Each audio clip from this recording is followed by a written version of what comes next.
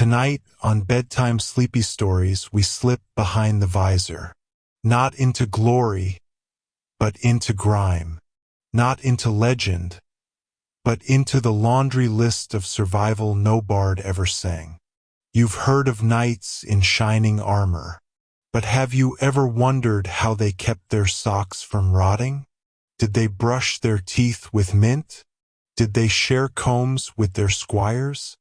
How do you stay clean when your days are soaked in sweat, horsehair, and battlefield blood? In this gentle journey, we'll explore the forgotten rituals of medieval cleanliness. How warriors lived with lice, soothed aching muscles, and tried to smell a little less like war and a little more like human. From lavender sachets sewn into tunics, to the rare joy of a warm wooden tub on feast days, this is the hidden side of chivalry, the quiet, grimy truth beneath the heraldry. So wherever you're listening from, and whatever time it is in your corner of the world, let the past rise up like steam from a hot bath. Let the armor clink faintly in the distance, and let your thoughts drift slowly, gently, into sleep. And if this story finds you well, please remember to like, subscribe, and leave a comment sharing where you're listening from and what time sleep came to you. Now, let us begin. Not with a trumpet, but with a splash. The smell of glory. Victory didn't smell like roses. It smelled like iron, like wool soaked through with old sweat, like horse lather and the slow rot of leather left too long in the sun. A medieval warrior, no matter how shining the bard once sang them, was more often damp than dashing. Their armor might gleam before the march, but by sunset it reeked of breath and blood and the sour tang of human endurance. Yet hygiene, if you could call it that, was not forgotten. It was just different. A knight might wear a linen shirt beneath his chainmail to wick away the worst of the sweat. A foot soldier might rinse his face with rainwater caught in a dented helmet. And if you were very lucky, your lord might allow a dip in the manor's pond once a fortnight, assuming the frogs had not claimed it for their own. But filth was not only tolerated. In some corners of Europe, it was considered protective. After all, the saints had suffered in caves and deserts without soap. Some believed bathing too often weakened the body, opened the skin to illness. The clean died just as easily as the dirty and often faster. So warriors bore the stench like a badge. Their enemies might mock it, but they would never forget it. For when a host of men emerged from the woods in patched cloaks, scuffed greaves, and a smell that warned of fire and iron, you did not ask when they last bathed. You asked how far away your sword was, the itch beneath the armor. Before the enemy's blade ever reached them, warriors fought a quieter, itchier war against lice, tiny invaders that lived in the seams of woolen tunics, hid behind the ears, and colonized every inch of scalp beneath a helmet. In medieval barracks, no man was ever truly alone. Not when his shirt crawled at dusk and his blanket whispered with invisible feet. They scratched. Constantly. Some dug at their necks so hard the skin broke, leaving little red trails like battle maps. Others shaved their heads not for style, but in surrender. Even knights, swathed in mail and myth, weren't spared the daily humiliation of parasites making a kingdom of their underthings. And yet there were methods. Old soldiers swore by vinegar rinses. Not gentle ones. Sharp, acidic baths that left your skin raw but gave you one sweet day of peace. Others carried lavender or wormwood in little cloth pouches hung around the neck. Some believed that certain prayers whispered at dawn made lice lose their grip. Squires were often tasked with delousing their lord's clothing. A thankless, twitchy job. One boy was said to have burned an entire tabard after finding a nest of nits in the collar. When asked why, he simply replied, "They were winning. Helmets were no better. Hot, dark, and lined with sweat-soaked cloth. They became perfect little hothouses for vermin." More than one knight removed his helm after battle only to find a cluster of fleas bouncing triumphantly on his brow. But lice did not discriminate. They plagued the noble and the peasant alike, and in that way, if no other, warriors were united. Not by banners, but by bites. By the constant, inescapable itch beneath the armor. The bath before battle. Bathing, in the medieval imagination, hovered somewhere between luxury and suspicion. For the average foot soldier, a bath was not part of routine life. It was a pause brief, unexpected, and rare. But before great battles, something curious would sometimes happen. Warriors, nervous, hopeful, afraid, would ask for water. Not to drink, not to clean weapons, but to wash, not always fully, not always properly, but enough to feel like a man again before becoming a blade. In certain mercenary companies, washing hands and faces before battle became a small ritual. Buckets passed from man to man, water already dark by the time it reached the end of the line. Some splashed their feet. Others only wet their fingertips and wiped behind the ears, as if those tiny gestures could ward off death better than any sword. Among knights it was more elaborate. A basin might be brought out by a squire. A bar of coarse soap, made of tallow and ash, unwrapped like treasure.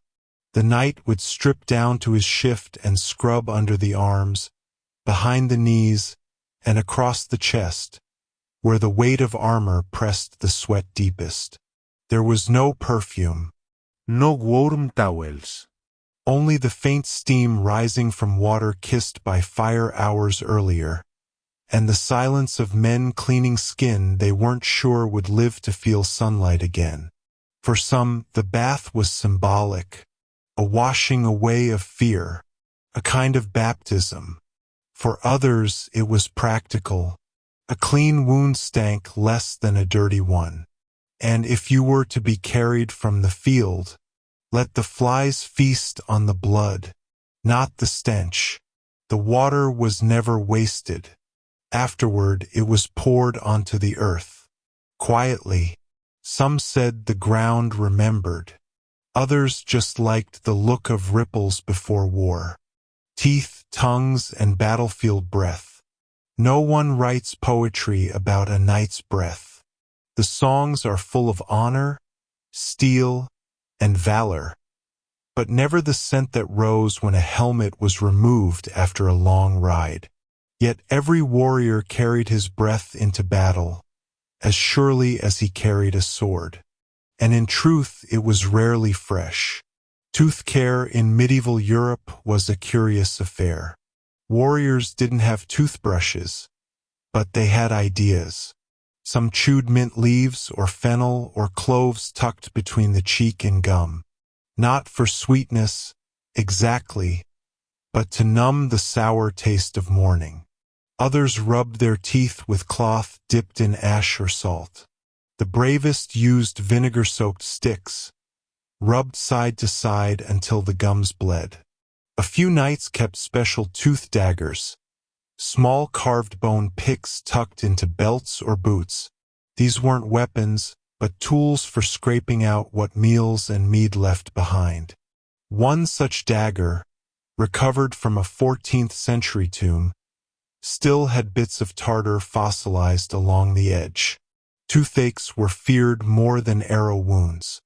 A rotten molar could leave a man wild with pain, unfit to march, and more likely to swing wildly on the field just to vent his agony. In some camps, healers carried hot irons to burn out the root. A last resort.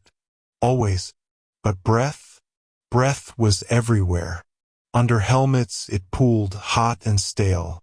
In tents it mingled garlic, ale, dried onions, and worse. In close battle the enemy smelled you before they struck you. One night, in a rare surviving letter, described a duel not in terms of honor, but scent. He stank of cheese and pride, and I hated him more for the first than the second. There were no minty pastes, no polite rinses, just breath that bore witness to the body's struggle, and a silence that followed when words weren't needed. Because once swords clanged, the only thing that mattered was whether you could still breathe at all. The squire's soap and the secrets of laundry. For every knight who strode into battle with gleaming armor and a crest that caught the sun, there was a squire behind him, mud-smeared, elbow-deep in cloth, and tasked with a far less glamorous war, the fight against filth. Laundry was not light work. Tunics grew stiff with dried sweat. Undergarments carried the dust of 3 provinces. Socks, if they existed at all, were usually wool, and when soaked with foot sweat, could stand on their own by evening. Squires boiled clothes in pots with soap made from lye and rendered fat. The smell was less fresh meadow and more cooked barn. But it worked, most of the time. They pounded linens on river stones, hung tunics across branches, scrubbed stains with ash and salted vinegar. Each rinse was a prayer that the fabric would hold. Soap was a rare commodity. Good lords stocked it in their baggage trains. Lesser lords improvised. Some used stale ale. Others rubbed rosemary, sage, or even horse urine into cloth before rinsing it out, claiming it softened the fibers and drove away fleas. It did something, certainly. Chainmail could not be laundered. It was oiled and scraped, link by link, to keep rust from setting in. A squire might spend half a day with a rag soaked in lampblack and goose fat, rubbing every ring until it gleamed like midnight oil. The smell lingered on his hands for weeks. Cloth padding beneath the mail, called a gambeson, was another matter entirely. Thick, quilted, and heavy as gilt, it soaked up more than sweat. After battle, it stank of blood, fear, and hot leather. Washing it was nearly impossible. Most men just let it dry, stiff as a corpse, and wore it again anyway. Some said the smell kept evil spirits away. Others said it attracted wolves. But the squire washed on, quietly, faithfully, fighting a different war, one rag at a time. The battle with the feet. War may be fought with swords, but it is lost, quietly, painfully, through the soles of the feet. No part of a warrior's body was more punished, more ignored, or more vital than his feet. Marches stretched for miles over wet fields, frozen rivers, jagged roads. And what stood between a man and ruin? A thin layer of wool, leather, and hope. Boots, if he had them, were stiff things, made of cured hides, sewn without mercy for comfort. They rubbed the heels raw, cut into the ankles, cracked open at the seams if soaked too long. And yet they were better than nothing. Many poor soldiers wrapped their feet in cloth called foot bindings when boots wore through. These soaked quickly, froze quickly, and when they froze, they peeled skin off like bark from a tree. Blisters came first, then rot. They called it trench foot centuries before trenches were named. A soft, swollen foot that smelled like wet bread left too long in a cave, turned gray, then black. The toes curled inward like burned leaves. Healers treated it with wine or vinegar soaks. They rubbed goose fat into the arches. They wrapped the toes in nettle leaves or old wool warmed by fire. Nothing cured it fully, only soothed it. A soldier with ruined feet could not flee, could not stand, could not pray in peace. But there were remedies passed between tired men like sacred chants. Dry your feet before sleep, no matter how cold it is. Walk barefoot once a month, if the moon is full. Kiss your boots when they don't bleed you. Some scoffed, others obeyed, because a man could lose a battle and keep his life. But if he lost his feet, he became a burden, and in war burdens were often left behind. When blood met cloth, cleaning wounds and skin, no soap could undo a sword cut, but still warriors tried. On the battlefield, blood was not rare. It soaked gambesons, splashed across cheeks, caked under fingernails like dark wax. But after the fighting, when swords were sheathed and the groaning began, the work of cleansing began too, not for beauty, but for survival. Wounds had to be cleaned, quickly, quietly, and often with more desperation than knowledge. The most common tool was wine. Poured directly into cuts, it hissed against open flesh. It wasn't kindness, it was necessity. Wine stung, but it washed away dirt and slowed infection. Vinegar, harsher still, was used when the wine had run out. And when both were gone, men turned to urine, fresh, warm, and said to have cleansing humors. Bandages were made of old linen, shredded into strips. Some soaked them in honey, believing its sweetness drew out poison. Others dusted wounds with powdered herbs, comfrey, sage, or dried marigold petals ground between stones. Wound cleaners, often old women or weary monks, had hands stained with the permanent blush of blood. They wiped gently, sometimes singing, sometimes weeping, their touch as vital as any weapon. Skin, too, had to be tended. After days of marching, rashes bloomed in the folds of knees and elbows. Chafed thighs turned red and split. Salt rubbed on raw skin was an old soldier's trick, painful but cleansing. Some preferred crushed mint mixed with fat. Others sat naked in the river, letting cold water bite away the fever. There was no spa, no surgeon's steel, just the clumsy grace of old cloth and whatever courage could be gathered between breaths. And when the cleaning was done, when the wound was wrapped and the fever cooled, the warrior looked again into the mirror of water or steel, and still saw himself, scarred perhaps, but whole. For now, the stench of the camp, even the bravest knight could not outride the smell of his own camp. It rolled like fog through the trees, dense with smoke, sweat, meat gone slightly wrong, and the ever-present reek of humanity left too long in one place. And if the men noticed it less over time, the animals did not. Horses grew restless. Dogs refused to sleep near the latrine trenches. Ravens circled sooner than usual. Hygiene in the camp was a daily gamble. Latrines were dug beyond the perimeter. Deep pits lined with straw, but in rain they overflowed.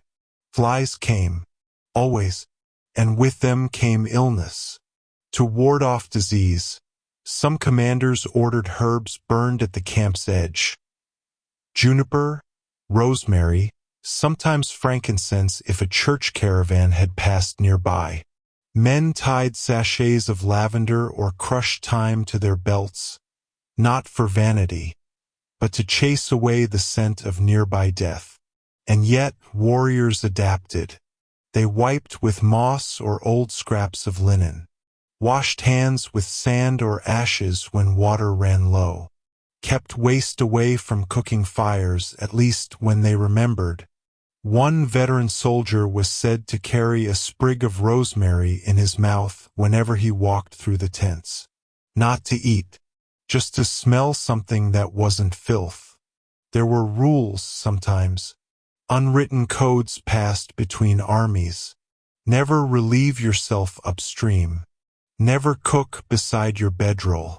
Never wear the same socks 2 days in a row, if you still have socks. And always bury the bad things deeper than you think. Illness often decided more battles than blades. Dysentery, fever, rot, they marched through camps long before enemies did.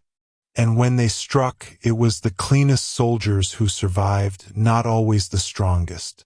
Because in a world without antibiotics or understanding, a scrap of soap and a patch of dry ground could mean the difference between a grave and another morning. Hair, beards, and the warrior's crown. To a medieval warrior, hair was not just hair. It was identity, heritage, even protection of pride, of status, and sometimes of skin. A thick beard could soften the sting of winter winds. A closely shaved scalp could guard against lice. And a long braid could mark the years spent on campaign, each knot tied with silent remembrance. But hygiene? That was another matter. Soap for the hair was rare and crude. Most used a mix of ash, rainwater, and lard boiled together into a sludgy paste that stung the eyes and left the hair stiff but clean enough. Combs carved from bone were precious items, passed down, repaired, and kept with the same reverence as blades. Soldiers would sit by firelight, dragging those combs through one another's hair, flicking out lice or tangles, muttering curses or old marching songs under their breath. It was a ritual, a strange, wordless way of saying, "You're still human. You're still here." In some regions, warriors oiled their beards with animal fat mixed with herbs. Not to dazzle, but to keep the strands from matting under helmets. A sweet-smelling beard was a rare comfort, and in the dark of the tent, when sleep wouldn't come, a man might press his face into it and remember his home. Shaving was another story. Razors were sharp, but crude. A single scrape could open a gash that festered. Most let their facial hair grow wild, trimming with knives or singeing the tips with candle flame to keep it from curling into knots. Some orders of knights, like the Templars, preferred trimmed beards, clean lines as a sign of piety and control. Others wore them long and unkempt, letting the dust and wind of the road shape them. But whether smooth-cheeked or shaggy, every warrior understood this. Hair was what remained. When armor was removed, when weapons were lost, when the body ached and the bones felt loose, it was the crown they wore to bed, unpolished, untamed, and utterly their own. The ritual of the fingernails. Fingernails, cracked, blackened, half-torn, were a quiet battlefield all their own. For warriors, hands were not just tools. They were maps of survival. And nowhere did the story show more clearly than under the nails. Dirt lived there, always, a kind of soil that was half battlefield dust, half body grime. A mix of ash, dried blood, old bread, and the quiet oils of skin touched too often by death. Nails split from cold, tore from ropes, and were worn to the quick by the grips of sword hilts or reins. But still warriors cleaned them, not daily, not delicately, but often enough to mean something. Some used the tip of a dagger, running it gently under the curve of the nail, flicking away what filth would come loose. Others used river pebbles or bits of twig, rubbed smooth and kept in belt pouches like talismans. On quiet nights, soldiers could be seen sitting alone, gently prying out the black crescents, one finger at a time, like monks fingering prayer beads. To clean the nails was not vanity. It was ritual. For some, it was a form of penance, scrubbing away the evidence of what their hands had done. For others, it was preparation. A clean hand felt steadier. The sword gripped truer. The mind sat quieter. There were superstitions, too. Never leave blood beneath your nails overnight. The soul escapes through the fingertips if the nails are black. A man with clean hands dies cleaner. Some warriors shaped their nails into points. Others trimmed them flat with a single stroke of a knife. And a few, particularly among the Norse and Eastern mercenary bands, painted them with natural dyes, dark red, smoky black, to intimidate or to mourn. But all of them, knight, archer, foot soldier, understood this. The nails told the truth of where you'd been. And even the fiercest warrior might pause in silence, legs outstretched, blade set aside, just to clean the hands that kept him alive. Sweat, scent, and the cloak of battle. A medieval warrior never marched alone. He was followed day and night by his scent. Not perfume, not the clean wood smoke of a noble hearth, but the deep, layered smell of a man who lived close to death and farther from soap. Sweat was constant. On the battlefield, it poured like rain beneath the padded armor. In marches, it ran in slow rivulets down backs, soaking tunics until they clung like second skin. Even in sleep, warriors sweated, nervous, restless, dreaming of the charge. It wasn't just the smell of a body. It was the scent of iron, of wool that had been wet too many times, of dried meat tucked under belts, of feet wrapped in leather long past curing. Horses added their own musk.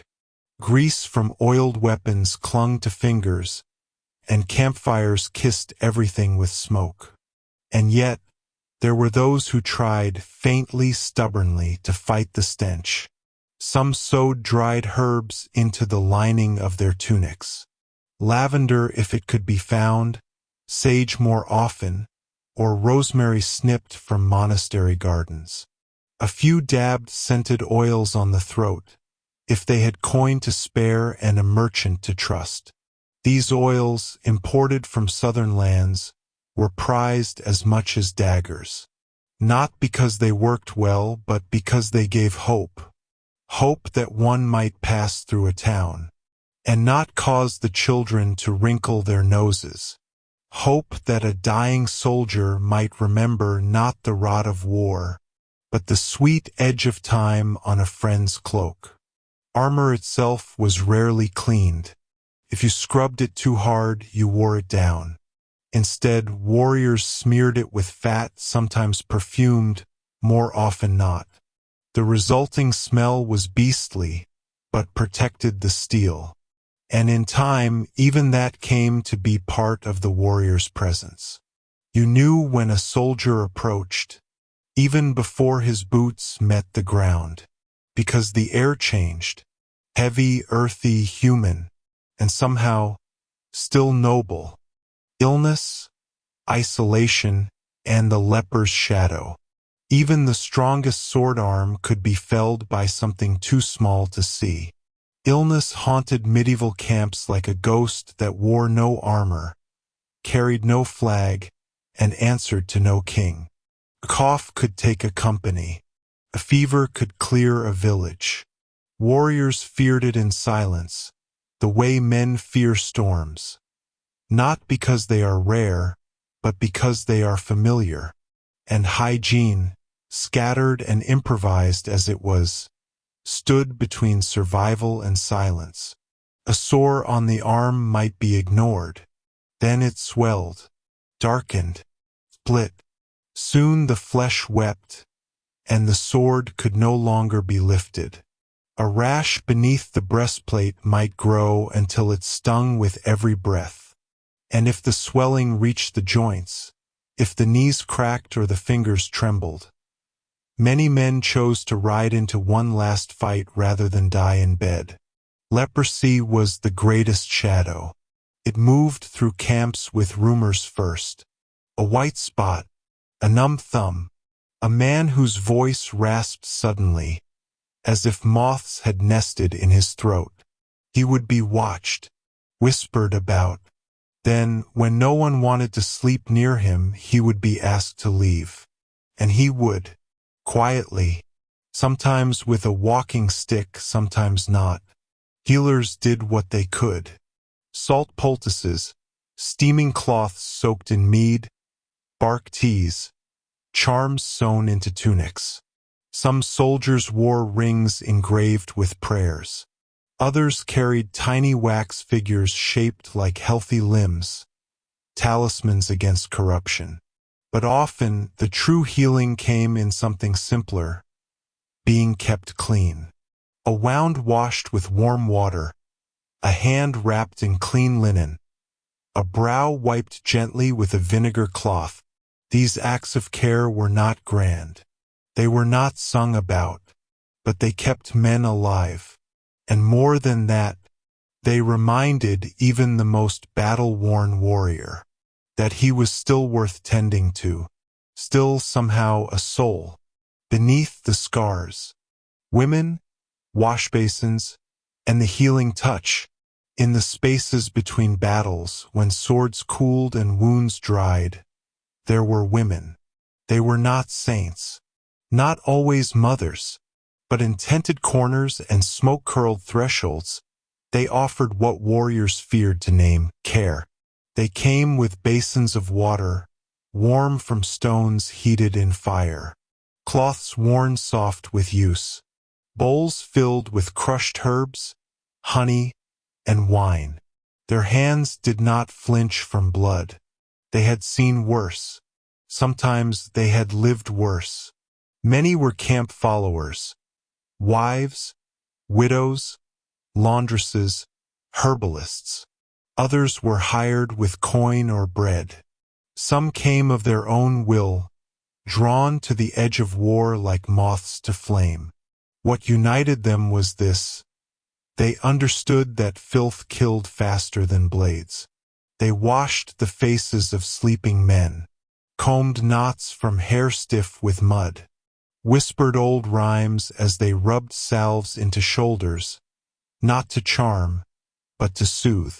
And sometimes, only sometimes, they wept, not for the wounds, but for the way a grown man closed his eyes and sighed the moment a clean cloth touched his brow. They knew the difference between a wound that would heal and one that wouldn't. They also knew when silence healed better than speech. Some carried pouches of dried yarrow, marigold, and plantain. Others mixed ashes into their ointments.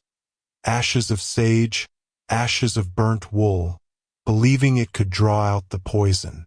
When they washed a warrior's feet, it was with the tenderness usually reserved for children, because every mile walked in pain was a mile closer to collapse. And when death came, they cleaned him too, washed the blood from the neck, the dirt from the nails, the dried fear from the face, wrapped him in linen, even if it had holes, lit a candle, spoke a name, because to be clean at the end was the least one could offer to a body that had carried so much. Rain, rivers, and the solitude of cleanliness. Sometimes, cleanliness found the warrior when he wasn't looking. Not in bathhouses or bandage tents. Not by the fire with a squire's careful hands. But alone in a quiet moment stolen between orders. When the sky wept, and he stood in it, arms outstretched like some crumbling statue of a forgotten saint. Rain washed what men could not. It slipped beneath collars, over eyelids, into the hollows behind knees and ears. It soaked tunics until they clung like memory. And the warrior, too tired to run for shelter, let it come. Let the water fall and cleanse the salt from his skin, the grime from his brow, the noise from his thoughts. No hymns. No ritual. Just rain. And rivers. Cold, biting rivers. Some men cursed them. Others loved them. A good river meant you could scrub your tunic, soak your sores, dunk your face and come up gasping with the strange thrill of being new. If only for a breath. The bravest soldiers bathed at dawn. Alone. Without armor, without titles. Sometimes they sang softly old songs from before the war, before the sword, when they were just boys fishing with their fathers or chasing frogs in marshes. It was never glamorous. Their knees were bruised, their hair tangled. Their soap, if they had any, floated away halfway through the rinse. But in those river-washed hours, a warrior wasn't a warrior. He was just a man with skin, a man with mud on his heels, and sky in his eyes, and steam rising gently from his back, as if even the earth had chosen to exhale. Because no matter the blood or the banners, no matter how many battles were won or lost, everyone needs, at least once, to feel clean again. Final reflection. The quiet weight of soap and steel. So much of history is written in gold and fire. But not this one. This one is written in suds and steam, in vinegar cloths and rain-filled boots, in lavender tucked into the seams of chainmail, and warm hands wringing out the fever from a friend's brow. The warrior's story, as told by poets, ends at the clash of swords. But the real story continues in what came after, in the soft scrape of a comb through tangled hair, the hiss of vinegar on a cut, the groan of boots pulled from aching feet at dusk. Hygiene was not a matter of elegance. It was survival. It was defiance in the face of rot, ritual in the absence of comfort, and dignity where death often had the final say. Even among the dirt, warriors sought a kind of grace.